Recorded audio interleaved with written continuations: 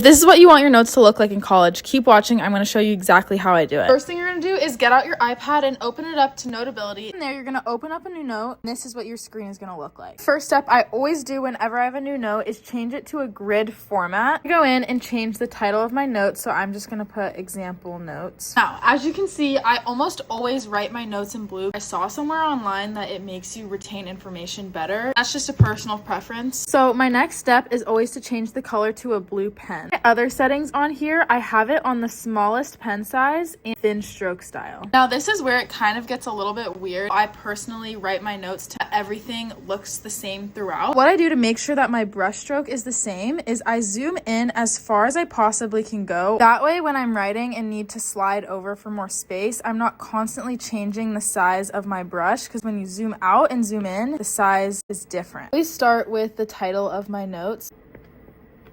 And as you can see in these examples notes, I use the letters and numbers technique. But like I said, I always start with the title and then I write out the capital letter A and then the first topic that I'm going to be talking about. Usually if I'm in class taking notes, it's the title of the slide that the professor is presenting. Then I'll write out the numbers. Instead of doing bullet points under them, my brain for some reason comprehends numbers better, so I always number them. And if there's something really important, I'll put a star. Then I just repeat this process until class is over, but categorizing my notes like this just makes me understand the material so much better. High school biology teacher taught me this method of taking notes, so shout out Miss Lopatka. And love you guys. Mwah.